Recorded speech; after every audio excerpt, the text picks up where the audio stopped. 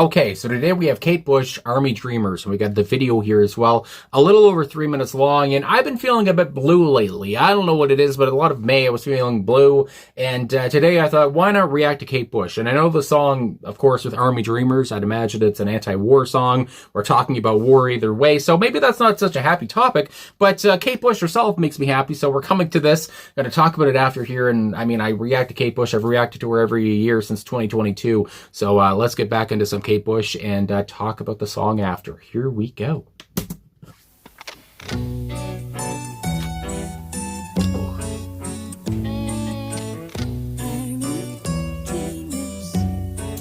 Lord.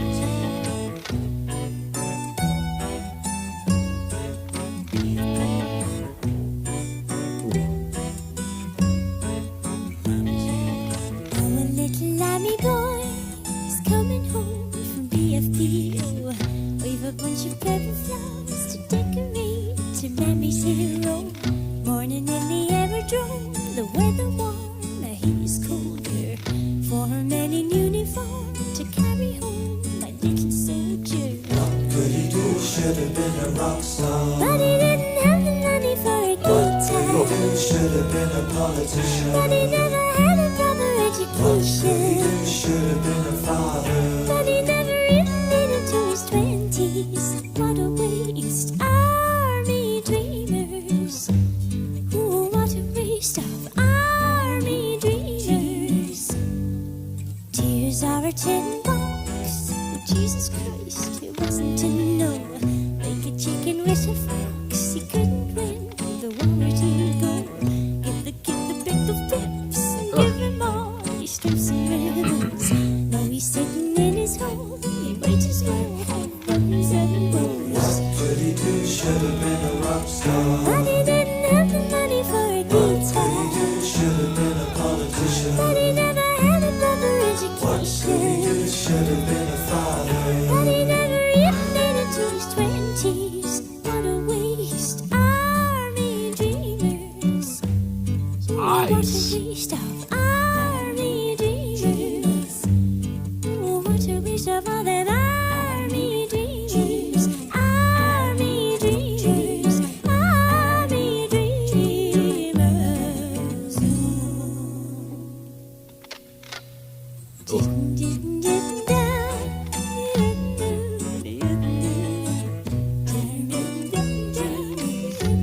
The melody, oh my god.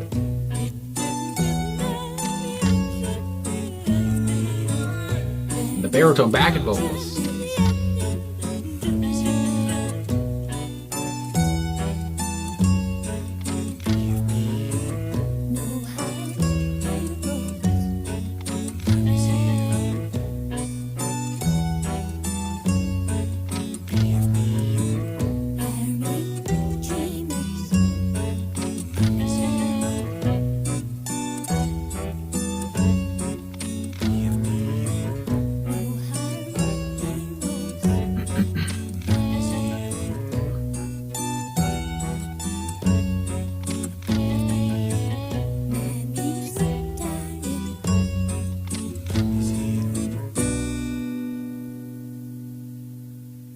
Well, there she goes. In more ways than one. Holy moly. Okay, so Kate Bush, Army Dreamers, the video there as well. I like I said at the top, I wanted to react to Kate Bush, and maybe this wasn't the happiest song to do. And I'm not supposed to be laughing, but again, I'm just thinking about how this might make you more sad than happy. But with Kate Bush's voice, I mean, where do you start? There's so much I want to say, of course. My goodness, so strap in. But with Kate Bush's voice, on this one, of course, she has an ethereal, high-pitched voice, like she always can do. And on other tracks, she can go to a more gritty, velvety register, lower register, whatever. She has such a great range, of course, a wide range. But on this one, she kind of stayed in that one zone of being high-pitched as hell. And it worked so well because, of course, with the backing vocalists on this track as well, and I think there's 3 of them, But they all had that baritone feel, that bellowing voice, which just fits so well between them and her. And it was like a yin and a yang. And it made her voice and their voices too kind of be more impactful. It was a harder hitting in a way. And when you think about other anti-war songs or any songs about war or whatever it is, I've got a cat here on my friggin' lip. When you think about other war songs, you think about a lot of 60s songs or even 90s songs, whatever. I mean, that's all throughout the decades. Hello. But I think about bands like Killing It, or Killing in the Name of, my God, that's the song. Rage Against the Machine. I think about the Doors themselves who did war songs, the Beatles. I mean, so many bands, of course, have done war, as a topic. But with Kate Bush, and those songs are bombastic, they're loud, they're energetic, they're in your face or whatever. But with Kate Bush's approach here, I love that it's so subtle, it's so delicate. There's a lot of acoustic guitar work here. There's the mandolin as well. And I mean, with the mandolin and the acoustic guitar, for me anyway, I love the deliberate kind of strong playing. Of course, the song is more of a waltzy tune. You're swaying back and forth. And you almost feel bad for dancing to it or for me anyway, for bopping my head along to it. But that melody was just killer. But you feel bad in a way because the lyrics are sad as hell. But at the same point, it's a tune. I mean, the sound of it, like I said, I just love the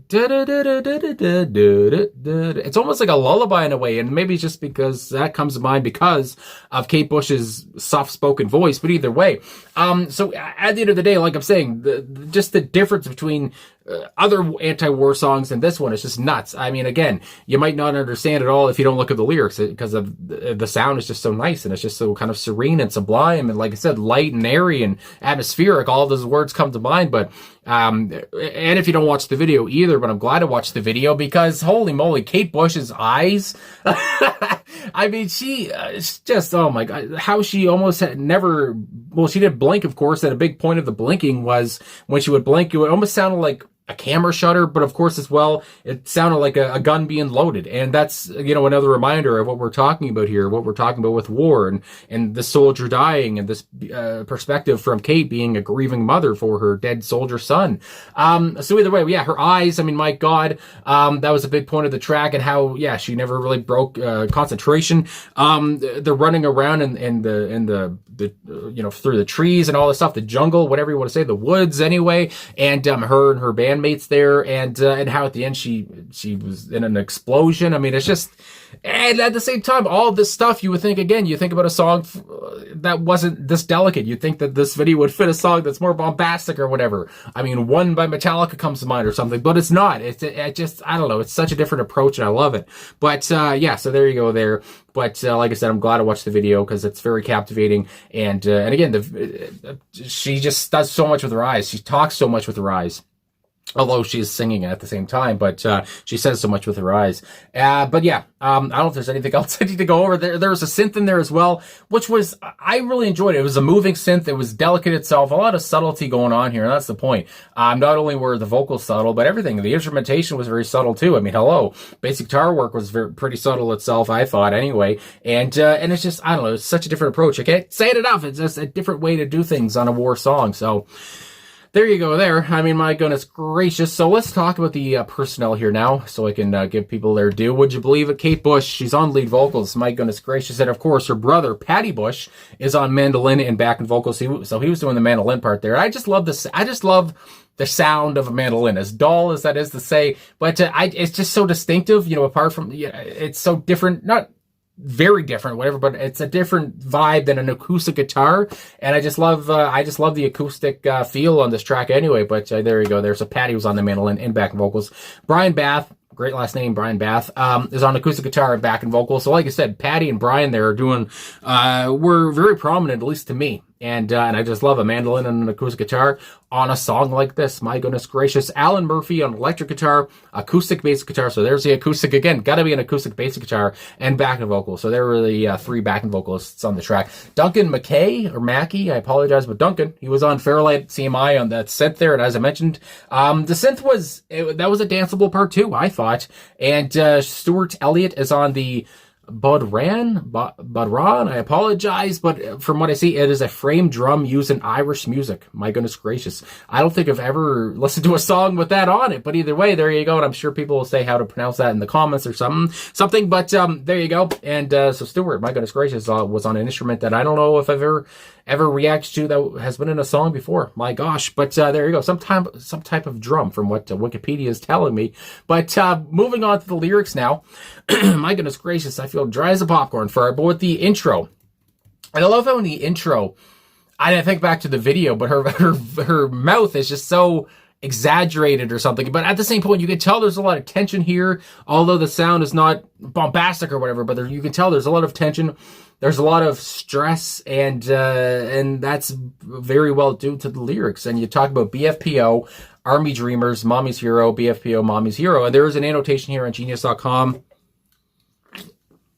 My goodness gracious, as I wet my whistle. But of course, BFPO stands for British Forces Post Office, and I'm guessing that's how she found out about her son, at least in the story as well. And of course, again, Kate being 22 years old and going through the perspective of a grieving mother's crazy, and how talented and why she was at this age is just nuts, because again, she was born in 58. This came out in 1980. Either way, I mean, she would have had more of the perspective of the son in a way, but either way, she's going through the mother's grieving part. And yeah, that's how the grieving mother, I guess, found out through the army and such that her son had passed away. Mommy's Hero, BFPO, Mommy's Hero. And again, how that just kind of introduces the song. And then we go into the first verse. Our little army boy is coming home from BFPO. Again, he's being sent home. His body's being sent home, I guess you would say. We have a bunch of purple flowers. I think about purple hearts, I do believe, is what they do, at least in America, the US. Either way, I'm in Canada, but either way, I know purple flowers. That's what comes to my head for, fallen or injured soldiers. To decorate a Mommy's Hero, of course, they decorate the soldier once he's gone. Mourning in the Aerodome. I'm sure there's a lot of mourning going on for the mother. My gosh, the weather warmer, he is colder. My God. And it's just like, you think about, I've only been, and this is personal, but I've only been to one funeral where there was a person in a casket. And yes, they are very cold. I mean, my goodness gracious. So just think about how the weather is warmer, but he is not. He's cold and he's dead. I mean, he's gone. Hello. And it's just, the way she says it, it's so, not gleefully or whatever, but it's not put in a sad tone, at least in my eyes. So it's just, but at the same time, what she's saying is painful. And I just love how they went about this. Anyway, 4 men in uniform to carry home my little soldier. Again, men in uniform, usually there are 4 to 6 pallbearers who are also soldiers to, bring the casket in and at their funeral and such. My gosh. It's a heavy topic, obviously. Holy chorus going in here. What could he do? Should have been a rock star. And again, you talk about these army dreamers and what dreams he had. I mean, there's 2 different ways I can see this going. He dreamed of being in the army and fighting for his country, whatever it is. Or also, this is because there are inklings here where it seems like this boy and his mother might not have had a lot of money, and his last choice was the army or something like that. That was like one of his only choices. So he could not have been a rock star because, again, he didn't have the money for a guitar. But he had those dreams. He had those aspirations. And now none of that will ever happen because he died in this army. And also, he was so young. And you think about how teenagers and such, he wasn't even 20, I guess, when he passed away in the song. They might not know the whole extent of what war is about, or what they're getting into. They might not know how stressful and how crazy it is. So I mean, that comes to mind too. They might have some kind of an ego about it. So anyway, all of that comes to my big fat head. Either way, what could he do? Should have been a politician, but he never had a proper education. That's not stopped some people, I'll tell you what. Then we have, what could he do? Should have been a father, but he never made it. But he never even made it to his 20s. And it's just like, that's another hard-hitting thing. But with the way Kate gives it, but he never even made it to his 20s. It's just like, oh my God. It just hits more once you understand what she just said. Anyway, then we have, what a waste, Army Dreamers. Oh, what a waste of Army Dreamers. What a waste of life to die like this in combat. So young. And, and now you're just gone, and you're never going to be a father, never going to be a politician, a rock star, whatever it is. And now the mother, of course, is grieving and is thinking, what could I have done to have stopped this, or to have stopped him? Whatever. I mean, my gosh. Second verse, we go in. Tears over a tin box. And I do believe when a soldier is sent back home on a plane or what have you, they're put in a tin box. before they're put to the casket that the mother wants. Oh, Jesus Christ, he wasn't to know, again, what he was getting into. I think about that stuff. Again, he didn't know that this was going to happen, but the mother might have. Like a chicken with a fox, he couldn't win the war with ego. So there's the ego line there. And a chicken with a fox, I feel like the fox is going to get the chicken. And that's kind of like what happened here with the son. The bullet got the son, I guess you could say. Give the kid the pick of pips, my goodness, and give him all your stripes and ribbons. Now, these lines here are very, harsh in a way. It might be harsh to some people, but I love how Kate goes about this. Give him all your stripes and ribbons. Now he's sitting in his hole. He might as well have buttons and bows. It's just like, it doesn't matter what ribbons and stripes and Purple Hearts or accolades you gave him. He's in a hole now. It's just like, none of this matters. You know, he died for what? And it's just like, it's just, my goodness gracious, just, it hits you.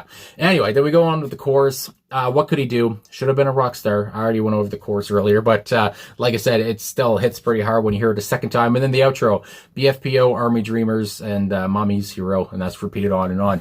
And then at the end, no hard heroes. My goodness gracious. And like I said, I just love the back and forth between the bellowing, harder, what's the hell is the word I'm looking for, baritone voices and her and Kate's high voice, and just makes the chorus and the outro too hit even harder. And and I just love the back and forth there. So either way, I mean, it's a hard hitting track, but it sounds so delicate and nice. But it's just what a track. And my goodness gracious, but the melody, holy moly, just won't quit, and danceable, like I said, too. So there you go there. I guess that's all I got to say. So it was fun coming back to Kate Bush here.